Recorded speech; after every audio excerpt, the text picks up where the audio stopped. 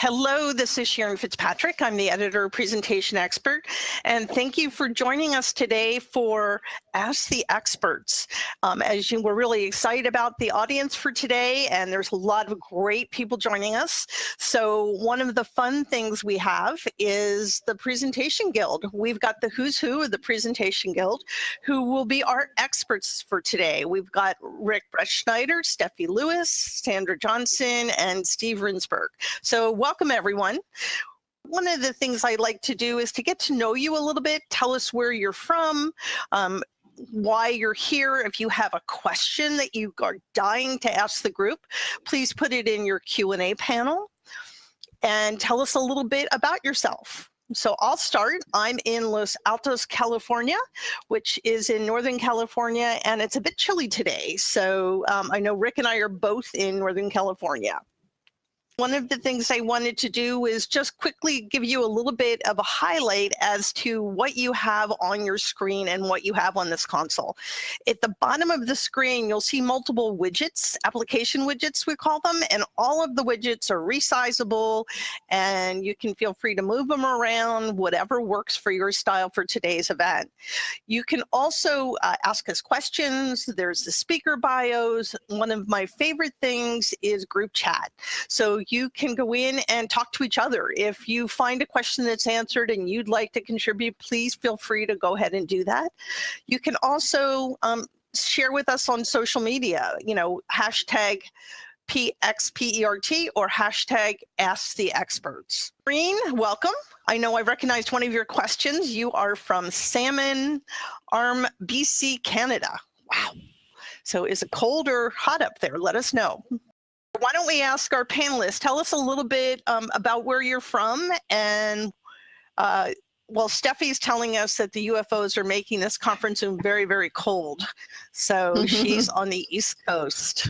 Hi, I'm Ric Bretschneider. I'm in Willow Glen, California, which is part of the Silicon Valley.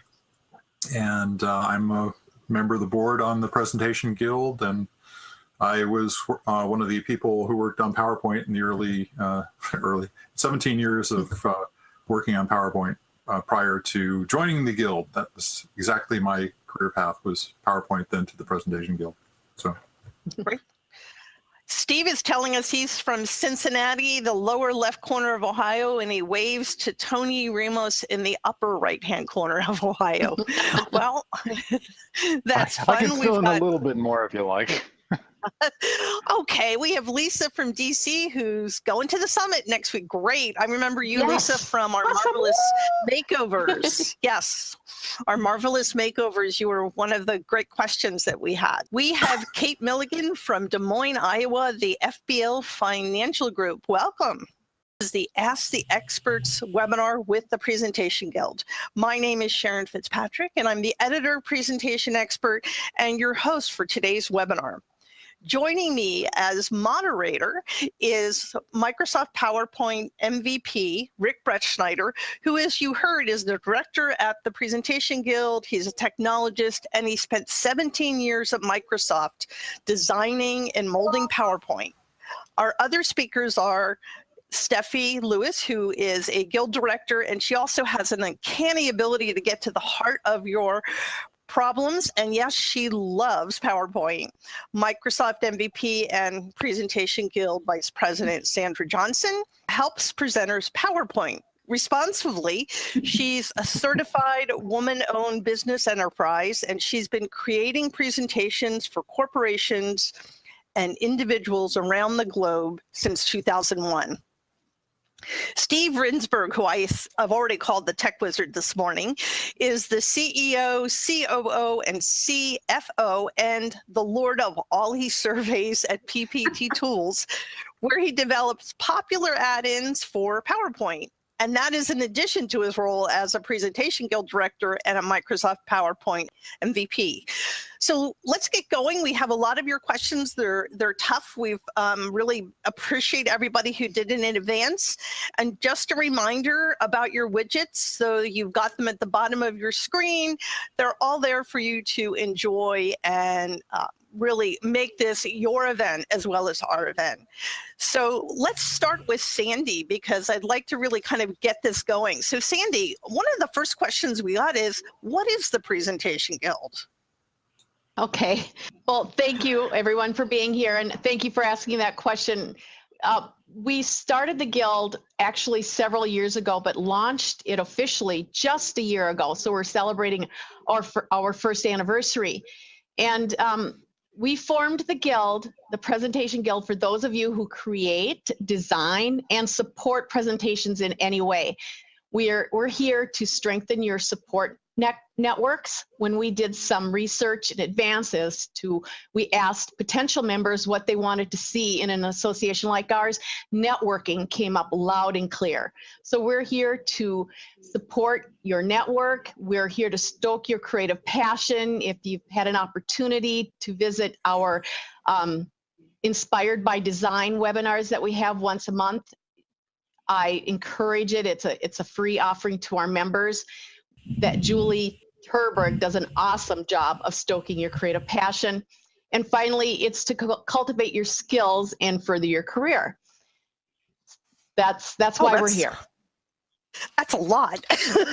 So how is the Presentation Guild going to elevate the presentation industry? Well, that is, several different ways. Via education. We have come out recently announcing, or we plan to announce, our certification efforts soon. And to be certified in any area of presentation means we have to establish standards.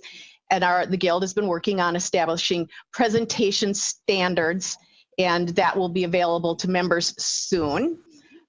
We like to keep you up. We want to elevate the industry by keeping everyone up to speed on industry, trends, like salary trends. So we have an annual survey, salary survey. There's a lot. And actually, I would encourage you all right now, if you wanted to multitask, to go to the Guild website and learn a lot. Great. Why should I join the Guild? Well, let's see. Depending on where you are in your career, you can join the Guild to network. Like I mentioned earlier, you can network with your peers and have access to industry experts. Or as an expert yourself, you can lend your expertise and skills to those who are striving to be successful in our business. So no matter what, your contributions will help elevate the industry. Of course, then there are all the other benefits that we offer, from discounts to education, as I mentioned, to forums. There are many, many reasons. So how much is membership? It's $99. However, anyone who is attending this webinar can join for $10 off. And we will be offering a code for you to go, when you go to the website, just enter a code. And if you enter that by 9/27, you will be a member for $89. Great. Okay. So thank you very much, Sandy. I have a question actually for Rick, because I think based on kind of what you've done, this is perfect for you. And Maureen, this question's for you. I'm struggling to wrap my head around the term deck when discussing a PowerPoint presentation. Ours are over 100 slides, up to 200 slides, and are presented to the audience. My books say a deck is a printed hand copy of the presentation when no slideshow is used, versus a presentation, which is when using the PowerPoint product as a slideshow for the audience. Can you explain this? Well, yeah. Like any kind of terminology, there's usually history and false starts and kind of weird germination of terms. You have to understand that when PowerPoint came out, it was not the first application people used to make projected images. A lot of people did transparencies and 35mm slides. And so the metaphor, the physical metaphor was there of these individual objects, pieces of cardboard with film in them, essentially. And PowerPoint actually was the first application to take multiple images and put them into one computer document. So the document was something we were looking for a word for. When I say we, I mean, PowerPoint wasn't entirely in control of its own document name. You had Word, which called its files documents, and you had Excel, which called its files spreadsheets, and that was regardless of whether you were looking at it on the screen or you were looking at it on a printout. And much the same for PowerPoint in its term. It doesn't really matter whether it's printed out or you're looking at it on the screen. A deck calls back to things like a stack of slides or transparencies, and even further back, if you think about programming at that time, was all done. A lot of it was done on punch cards, which would stack up and be referred to as a deck. So we're really looking at the physical metaphor for the slides, where that term germinated from, and that's really as simple as it gets. You're not really looking at a presentation, which is both a noun and a verb, versus spreadsheet, which is a noun, and document, which is a noun. The idea that you had, I hope that answers the question. It's deck is a fine way to refer to a PowerPoint document, regardless of whether it's printed out or something you're handing somebody off after the presentation or giving it to them so they can present. So. Perfect. That was a great answer. And I think this is a perfect time for me to turn over the moderator baton to you and let you go through the questions we're getting from our audience. Cool. So first up, I've got a question for Steve. Now that is, you okay now, Steve? I can't hear you, Steve. How about now? Sorry, folks. There, that's better. Hey. Okay. So, Steve, we got a question. Yeah. We have a question. I found some VBA on the net that looks like it might solve my problem. What do I do with it? Well, what you'll want to do, among other things, is look at the group chat window. I'm going to pop a link in there. I have a whole bunch of interesting stuff on the PowerPoint FAQ. That's www.pptfaq.com. This particular link takes you to a kind of tutorial I did on how to use VBA in PowerPoint. And so it explains how you set up the VBA editor, how you paste stuff into it, and we can also go into how you can distribute the code later if you need to give it to someone else. But this will pretty well answer your questions, teach you how to do everything you need to do. Great. I guess we did have a question about whether or not this is being recorded, and I know we answered that in the background. Sharyn, is it possible for people to find this recording later, or is that you had to be here, had to be there? No, actually, what will happen is as soon as I edit the recording, I will upload it to YouTube and to On24, and you will get an automatic link which will come to you via email with links for the handouts and everything else, which is something you may want to try and download. There's a great amount of resources that are up there and a great list from the Presentation Guild as well. Great. Okay, Steve, got another question for you. All right. Where can I learn how to write my own VBA to automate PowerPoint? I've had that question asked many times. I will give you another link that points also to the same website. If this is very generic, I realized, and hang on just a second. There we go. There's your link. If I have a more specific question than that, I could probably give you answers to it. But this link will point you to a whole bunch of tutorials with not just my own stuff, but links to just about everybody who knows anything about PowerPoint VBA on the net. So you'll find a ton of information there by following the links. Also, if you happen to be attending Presentation Summit, John Wilson and I are probably two of the main coders with a few other additions who are doing a lot of work in PowerPoint. And we will be the two guys who are running the Help Center. So if you have specific questions or need a little help with a VBA macro that you've written, come talk to us. We'll be more than happy to help. Terrific. We got a question via Twitter from, and I hope I don't mangle this, especially with my last name, Ephrat First.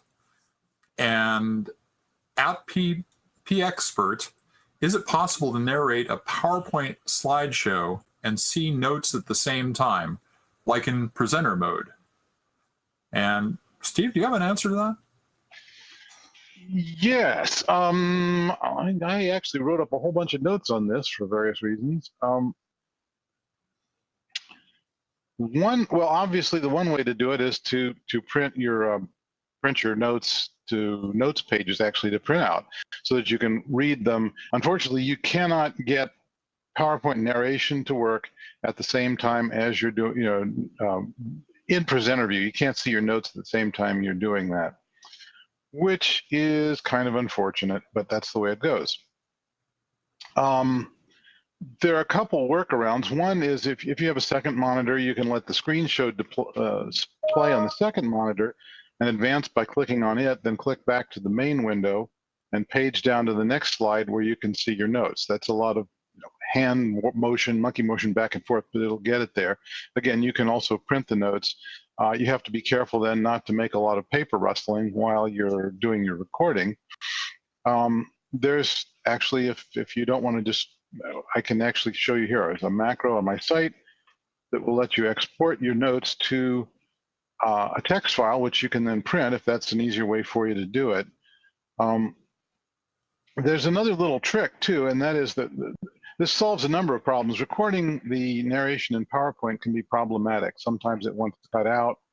At one time, you could choose the quality level that you recorded at, and that's been taken away, unfortunately, and now defaults to a fairly low quality level. Excuse me. So if you want higher quality and a little better control over what's going on, and you can record your narration in such a way that it's easily breakable into multiple chunks, say one piece of narration per slide as opposed to continuous music, you can record the narration in an external program. Audacity is free and very capable.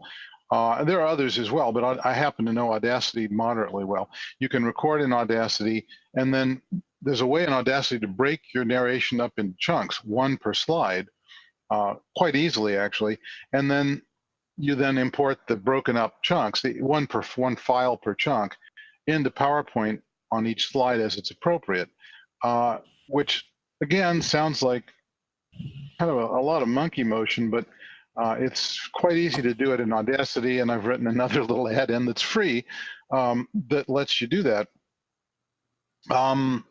And Sharyn, if there's a way to do it, the trick for Audacity, the advantage to it is, and this, by the way, is explained in the help file that comes with the free add-in, you can very quickly, as you listen to the help or listen to the recorded track, give Audacity a signal that says, hey, here's where I want to put a break, and then later have it just boom, boom, boom, export each of them one per chunk. So you have individual files per slide. If Audio Director that you mentioned in the group chat there is able to do that, that would be an excellent choice also. Really, it doesn't matter. As long as you have a way of taking your narration file and breaking it up into individual sound files per slide, you've got it whipped. And just to back you up on that, Steve, it does sound really complex. And you might stumble around for the first 2 or 3 slides you do, but after a while, it just becomes step and repeat kind of stuff. It's pretty easy to do. Yeah, and the advantage of the add-in is it kind of, once you do the breakup with Audacity, it knows how to put the slides and it automatically imports the sound files onto the slides. So it does kind of the monkey dumb work for you automatically, and nicely it's error-free. A lot better than most of us humans are. We need to get you some smarter monkeys.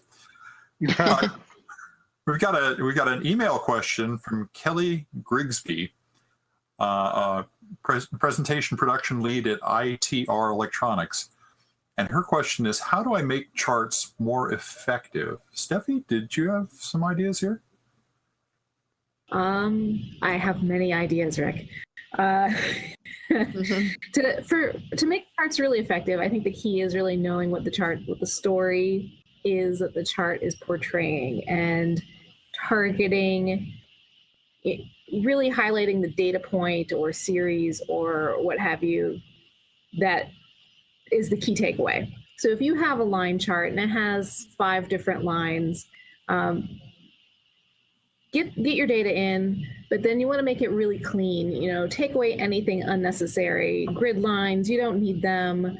You probably don't need to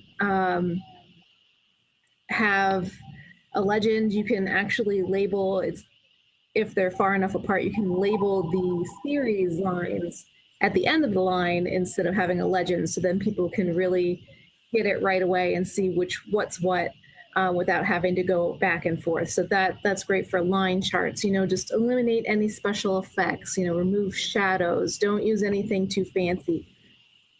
Now there's a debate over it, but I personally feel that you should avoid 3D charts at all costs, because it distorts your data, and depending on the company you work for, they're very, the legal department is a big stickler to being very accurate and precise. So if 3D can just tip that off a little bit and mislead anybody, it's a big no-no. So just stay for 2D if you can.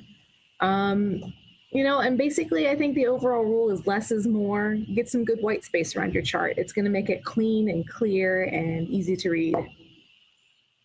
It's true, unless you're actually trying to mislead someone, in which case I guess we recommend using 3D in which charts. case is a whole other discussion. Yeah, that'd be a great seminar, by the way. Huh? Sandy. Well, I would just add that you should ask yourself, do you need a chart? If you're looking for, you look at the chart and really the nugget, the story you're trying to tell is that sales increased by 25% in fourth quarter, then say that. There's no need to show a bunch of bars or lines when really the information is as clear as that statement on your slide or an infographic. A Steve, big, bold number. Just to reinforce what both Sandy and Steffi have both said, and I've seen Kathy's slides that she sent us, I noticed that a lot of the charts have titles like sales 15th quarter, whatever it might happen to be. Instead of describing what the chart represents, make the title of the chart the takeaway. Sales are up this quarter. Yeah. You know what I tend to do? I tend to delete the chart title altogether and make the takeaway of the chart the headline for the slide. That's good. Yeah. One other thing you can do, and often bad slides are the unfortunate product of people lacking courage. And the idea that you're going to put something up in front of your executives and not be able to defend it immediately, a great technique to learn is how to hide background slides, so that if you say profits are up 20% and the executive says, I don't believe you, and then you can hit a hidden link on the slide and go directly to the backup data. After the third or fourth time that they challenge you, they'll stop challenging you, and you can get on with a good-looking presentation. Excellent point. Excellent point. So, we've got an example of, you know, we're all experts, but anyone who's on this panel has been stumped by PowerPoint or by communications at some point, and so we actually have a question from one of our experts today. This question is from Steffi. Now, do you have it in front of you? Do you want to read it? Oh, I do actually have it in front of me, oddly enough. Because I could do your voice, but it would be a little embarrassing for me. All right, well, I'll do my voice. How about that? Okay. But this one has been bugging me and trying not to swear about it my entire career, and I've never even bothered to ask anybody until recently. Why is it? Okay, so, right, you have many different master layouts. You have a headline, you have your body copy, you have your footnotes, and you took that master layout, you duplicated that master layout, and maybe like added a content area or whatever. Right, so they're identical. Those placeholders are the same. So you go into your presentation, you have a slide at layout A, but you want to change it to layout B. So when I change it to layout B, the content that's already on the slide jumps all over the place. So my headline might go into my footer box and my body copy might go into my headline box. Why? That's my question. Okay, so I think it's a bug. Go ahead. I am now going to be the person who answered this, so I have to do Echo now. Because Echo Swinford actually is unless you want, Sandy, do you want to take this one? No. Okay. I just know it's a bug. I don't know the details of it, so you go. Okay, so I'm gonna do my best to be Echo at this point. So it's called an IDX value, which is no, I'm not gonna do it. It's called an IDX value, which is an index value, and PowerPoint gets them mixed up when you have different numbers of placeholders on slides. When you have different numbers of placeholders on slides, it doesn't know which one to put your stuff into.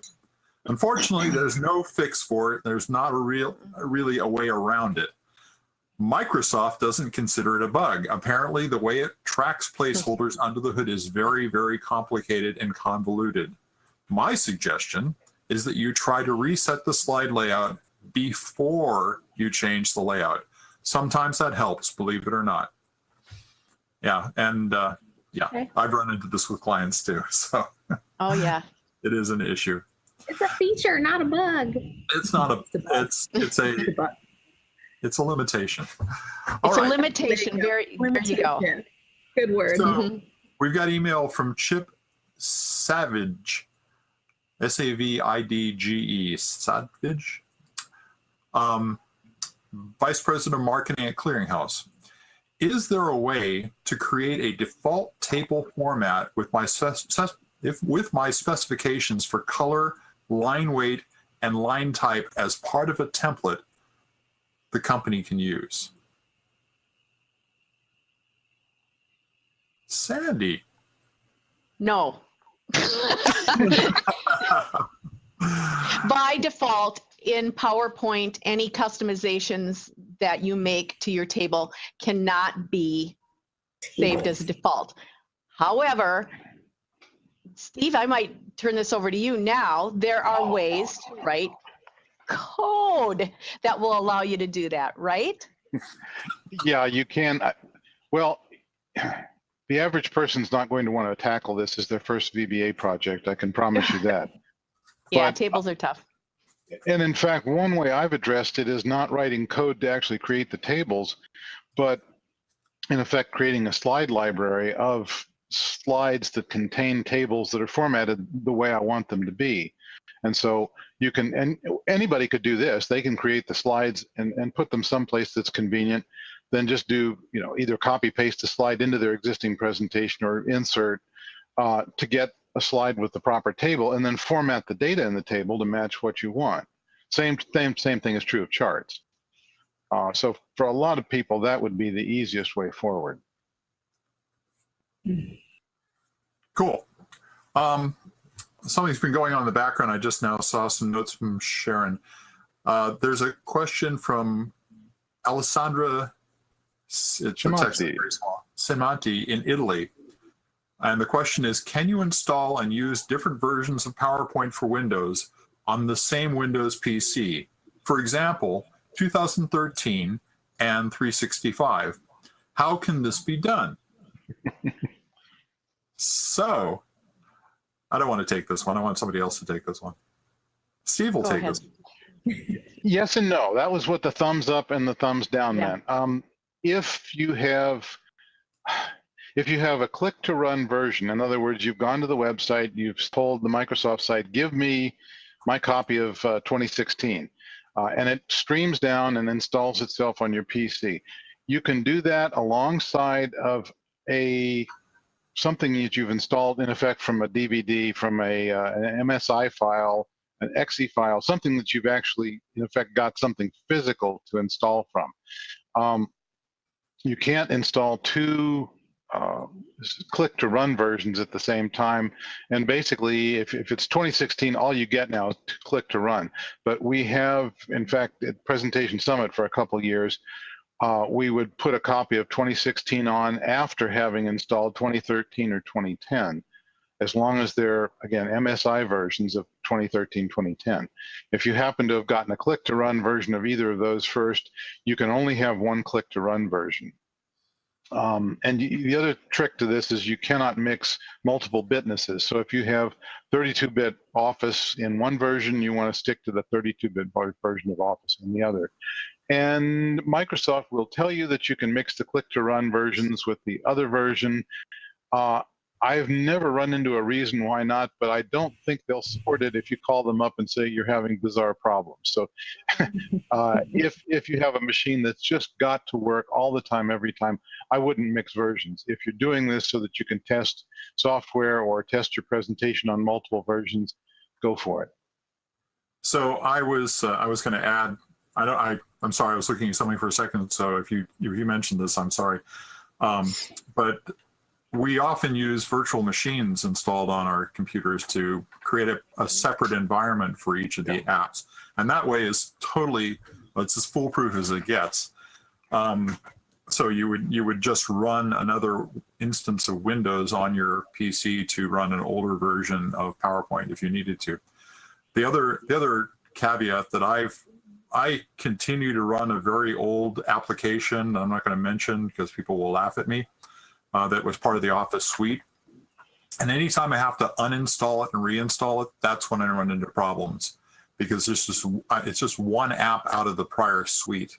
So when I do that, I have to uninstall all instances of Office, install the oldest one, good point, customize it, and then install the newer one. So that's always the way I go about it. I uninstall everything, and then I'll start with the oldest version that I want to have on this machine and continue from there.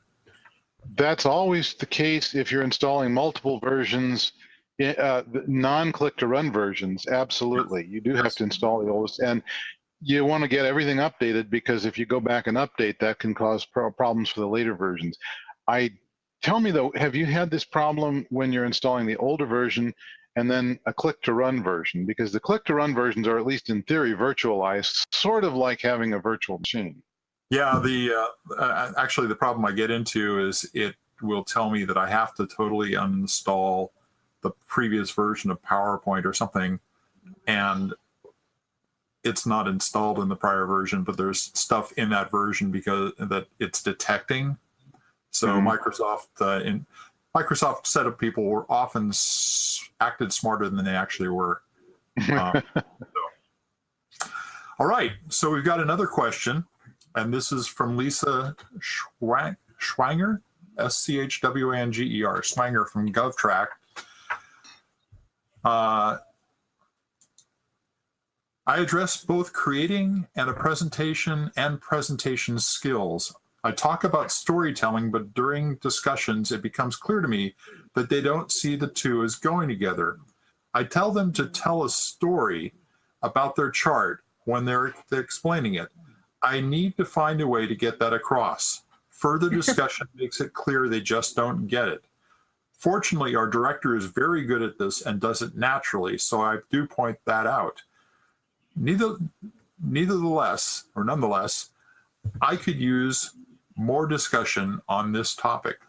So how do I get story into the action of the presentation?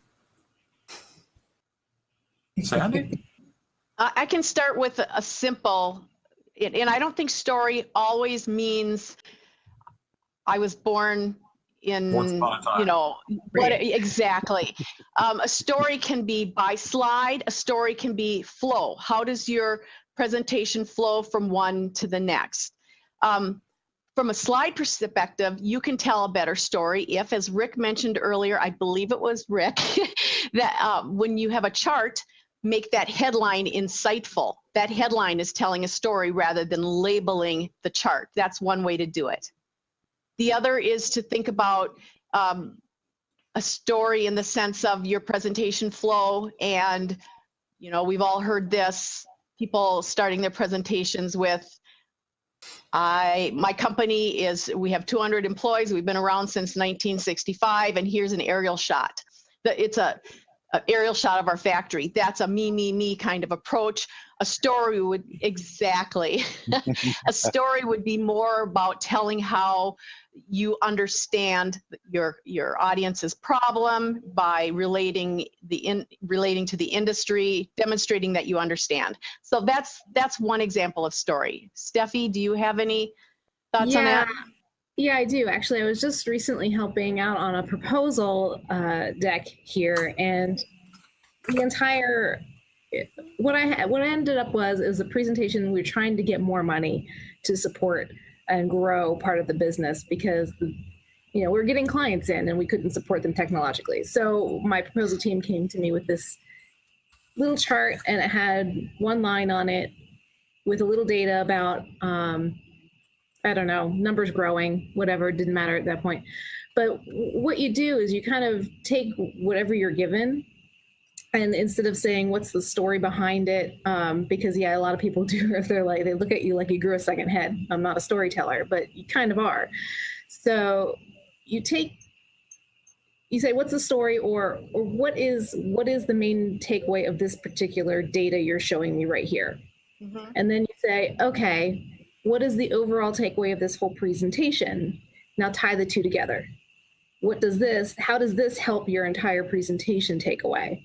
And that kind of leads you into a conversation that sort of turns into a story, and then it could also spark more ideas. Like, okay, well then, if we need this more money, how fast? And you'll be like, how fast are we really growing? What are the ratios? Maybe you can pull in some other data. It kind of like it gets the juices flowing and actually pulls out a story without them thinking, once upon a time, company A went out and said we need more money. It's kind of a organic process. Another suggestion too is it sounded to me from the question as though also you're having trouble getting people to just get the concept of telling a story.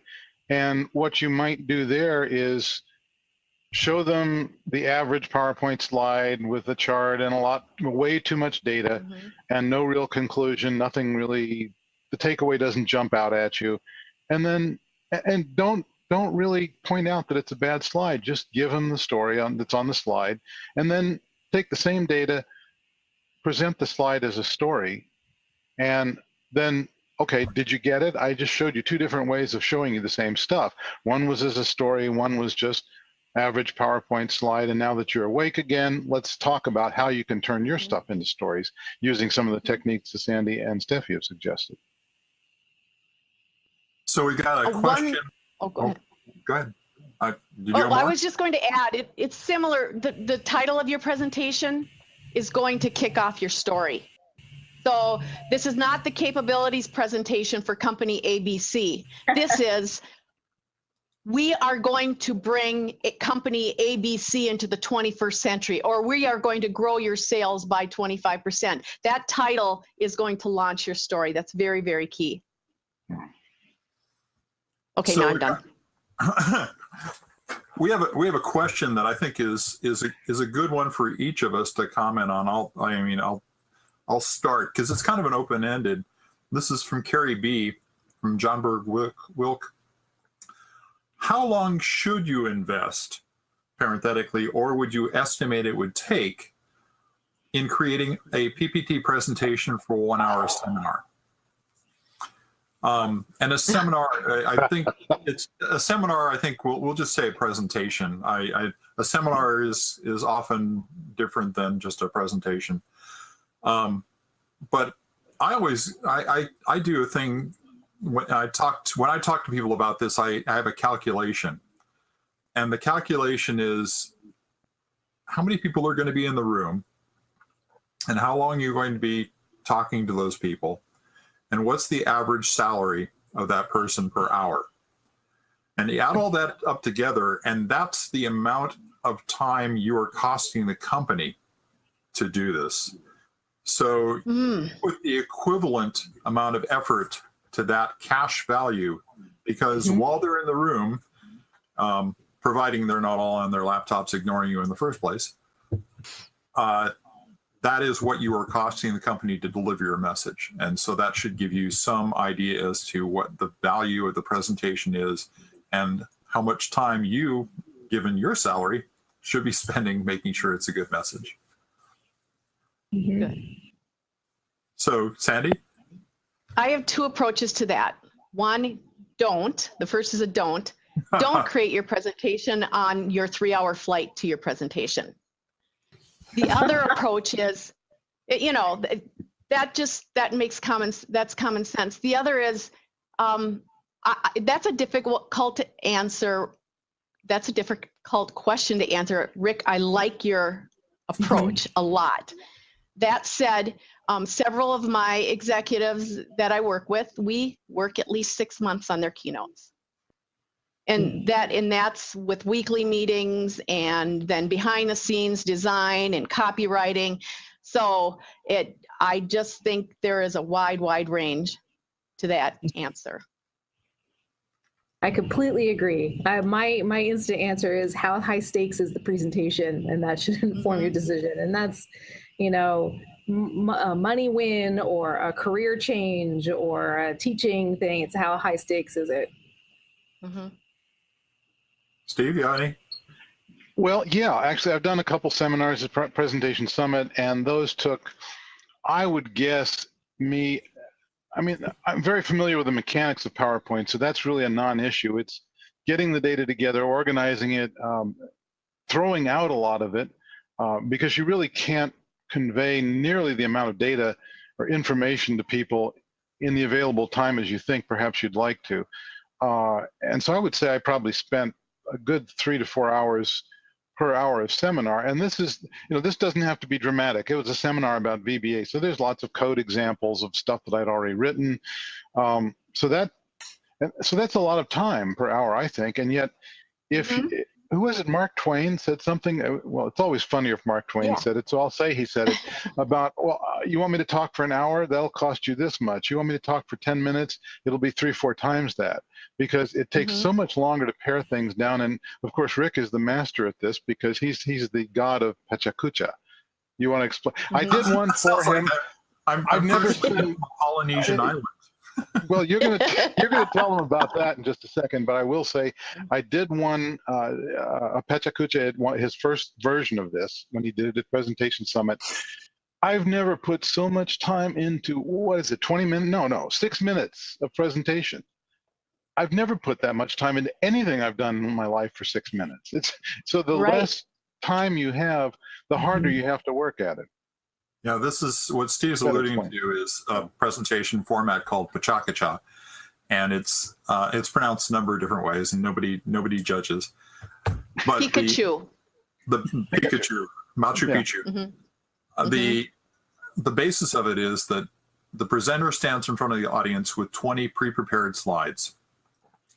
20 slides, no more, no less. Each slide automatically advances after 20 seconds. So at the end of 6 minutes and 40 seconds, the presentation is done.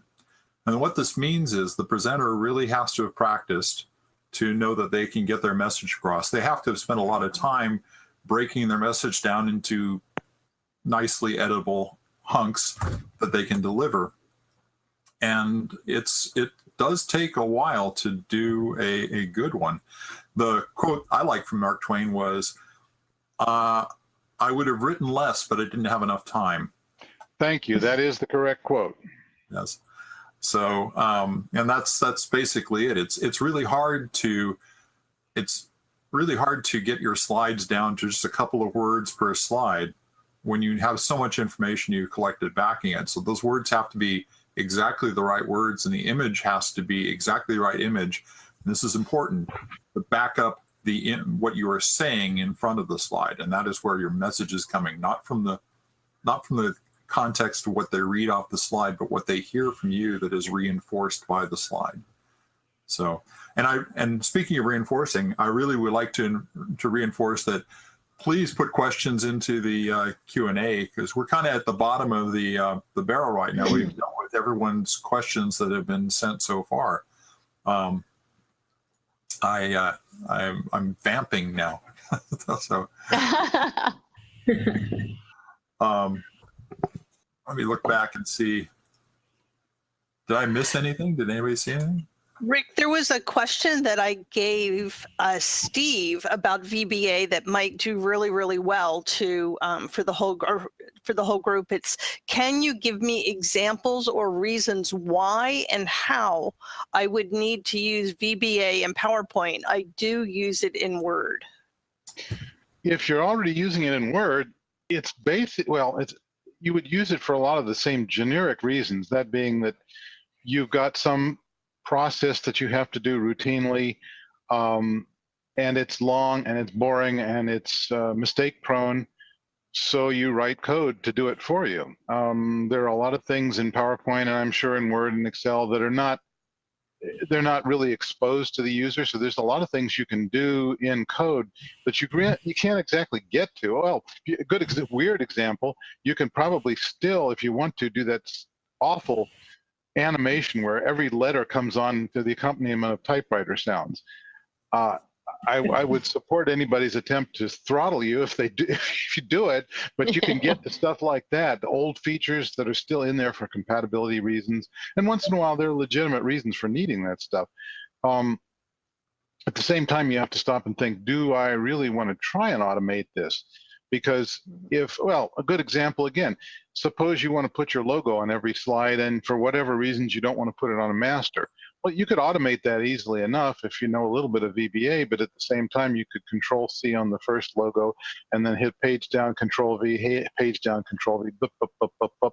By the time you got the VBA editor open and the first line of code written, you could have just done the thing manually.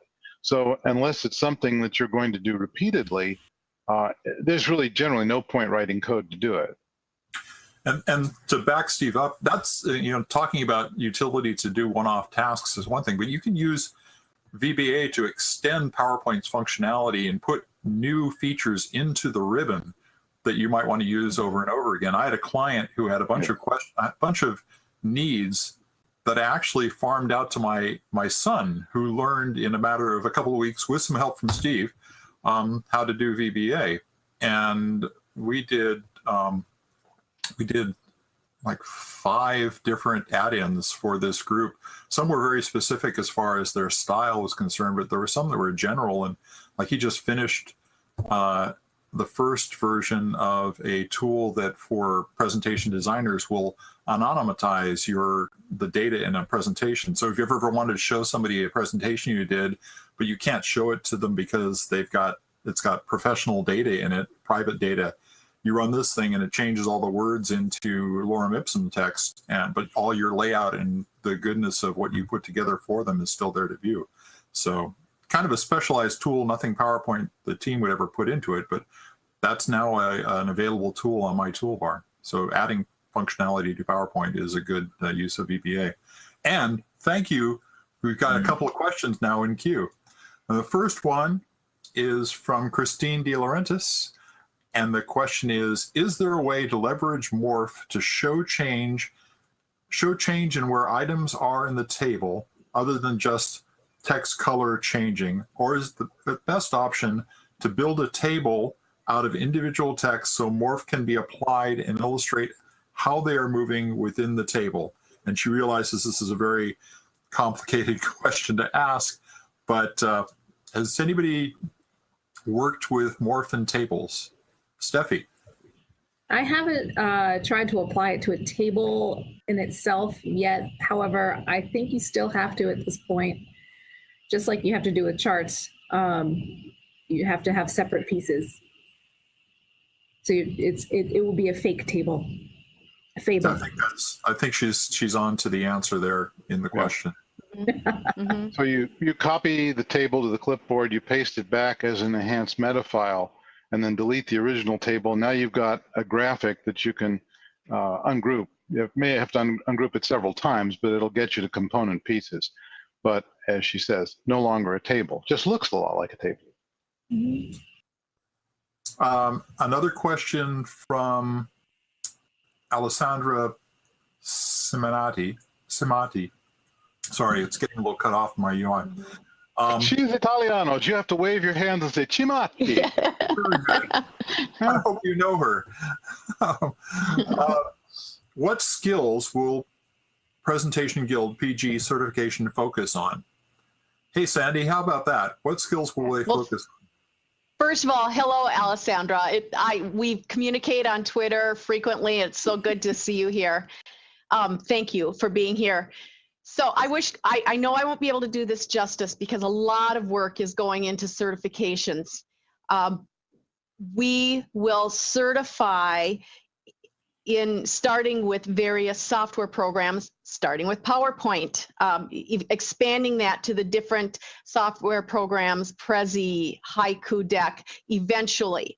But right now we're looking at 3 different levels, and please forgive me, specialist being the lowest, I can't remember what the middle one is, and master being the highest. What was that? I think it's expert. Expert, okay. And not only will those certs be tested around the technical aspects of software program, but there are also specifications for storytelling, data visualization, that sort of thing. So yes, it's going to be software based, but we will be talking more about the art of presenting as much as the skills of creating and using the tools. Terrific. So when will that be available, Sandy? The information about more specific information. Sure. So we will. I believe we plan on releasing the initial standards to members at the Presentation Summit for our first standard. First set of standards, which is PowerPoint, and that will be released to the members. Like I said, certification for those standards is likely to come later in 2018. And again, you need not be present at the Presentation Summit to be accessible to that, just be a member. Exactly. Yeah. Exactly. I believe they're also actually at the summit. One of the keys to getting certified will be an amount of time that you put into it in terms of attending coursework and that type of thing. As I recall, the seminars at the Presentation Summit will be considered as hours towards certification, and there's exactly. On the site at the Presentation Summit or in the app, there's a built-in spreadsheet that you can use to record your hours. So that would be, if you're planning on getting certification, start now, record the hours that you spent learning and attending other seminars as well. Terrific. Well said. So we have 2 questions in queue, and both of them are kind of like things we could go around the room on. The first one from Carrie B. of Jalberg Wilk. Describe the worst presentation you've ever witnessed or presented yourself and how to avoid it. So if you're really courageous, tell me about the worst one you've ever presented yourself. And what was the best presentation? I'll go for that. Back in the bad days, before we had PowerPoint and you had to use software like Mirage, which itself was a year or 2 to learn, and you individually placed every piece of text when you're creating a table. I had one client who literally took it as a point of honor to build the most complex tables with usually 10 minutes before they were due, and he took it as a point of honor to find out how much he could get me to charge him for it, and I was happy to accommodate him. He would have 200-300 individual pieces of text on one slide. And this, again, is the same sort of stuff. It's what we used to call APK syndrome, anxious parade of knowledge, where you're afraid some bigwig is going to ask you a question, so you make sure the answer's on that slide, along with the answer to every other possible question about your particular data set that you can think of, instead of just having other slides to address it. The best one actually was, sounds like we're honking our own horns here, but one of Sandy's. I'd never really seen PowerPoint animation done so beautifully and tastefully and thoroughly in support of the message that she was trying to get across. And this was at one of the first presentation summits, in fact, and I luckily, our MVP program supervisor was standing next to me while we watched this, and I kind of nudged her and said, "She's one of us, sign her up right now." And I think she had by the end of the presentation summit, hadn't she, Sandy? Pretty darn close. Thank you, Steve. That was one of my favorite presentations. I can still remember what it looked like. Yep. Thank you. Sandy, how about you? Oh gosh, you know what? I can't remember specifically. The worst would probably be sitting in my early days before I was in presentation and having the CEO of the company lay us off. No There's slides humor or in that anything. one, I guess. No, there's no humor in that one. And it, trying to rah-rah, make everybody feel really good about having to not come back to work the next day. The best one, if you get to watch Nancy Duarte, an icon in the industry, she nails it almost every time. If you've seen her TED Talk, and she just does an awesome job. And Nancy Duarte is also an MVP and on our advisory board for the Guild, but that's not why I said that. She just comes to mind as being awesome, an awesome presenter. She works at it. Steffi? Well, I've seen plenty of miserable presentations because I worked for a financial firm for a decade, and their favorite thing to do is put about 6 charts chock full of data on one slide, and it was a 4x3 slide. Yes. So you can never read it. And that hundreds, maybe thousands of them came across my desk. So I really couldn't pinpoint any single one.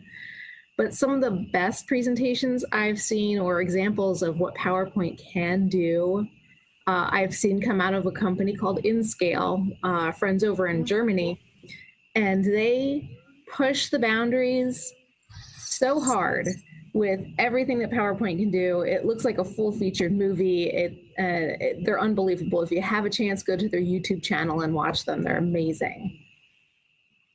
I'll quickly say that working at Microsoft for 17 years, it's really, really hard to pick the worst one.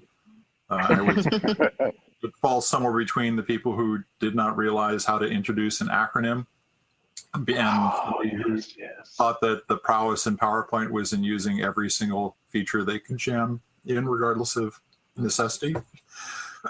Pardon me. But the best one I ever saw was, and I'm getting choked up, my friend Howard Cooperstein, whose daughter has Down syndrome. And it was a story of he and his wife and their birth, and knowing that their daughter was going to have Down syndrome, and then bringing her up. And she was in high school at the time he gave the presentation. And in high school, they'd made it to a very open and very aware campus, where his daughter had been accepted by the rest of the student body, was a cheerleader, was actually voted homecoming queen. And this is a father talking about his daughter and her life and her potential. And there wasn't a dry eye in the house, mine included, at the end of that. It moved everyone, because the subject matter was something that was moving and intimate with the presenter. So, and on that note, we've got one more question from a young boy named Tony Ramos. If a young presentation designer is entering our field right now, what should they look forward to in 10 years?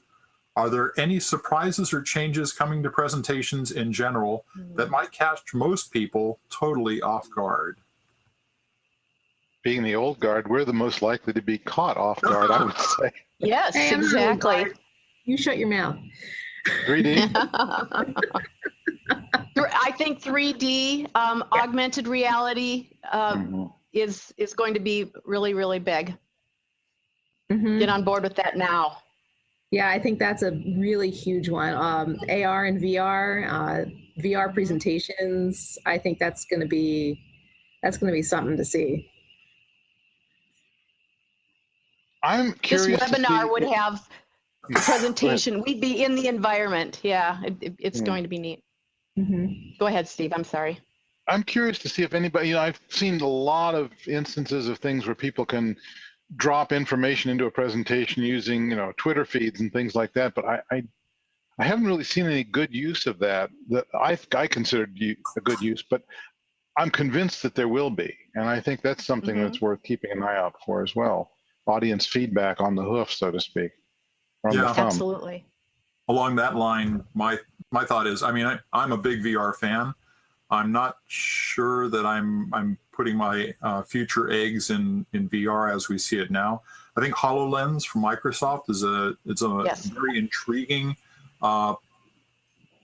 technology. The idea, taking that and extrapolating it out currently we get presentations as groups. We get an individual speaking to many, and devices that allow us to have a collective telepresence, I think are intriguing to me, where if we were all, right now we have a very rudimentary collective telepresence where we're all on the same screen together. But if I could look to my left and see Steffi, and look to my right and see Sandy, and look over and see Sharyn and Steve, and the audience could effectively be around us, that would be a very interesting presentation environment to script for. Absolutely, and it kind of reminds me, we have a young lady who lived with us for several years as a homestay student, who then moved to Japan, and with her kids who've been here before, for some reason we were Skyping, and oh well, she walked around the apartment and could, it's not virtual reality, but it was sort of a hint at what it could have been. She spun the camera around her iPad or whatever and gave us a tour of her new apartment. And then we showed the kids our place, and it was really kind of amusing.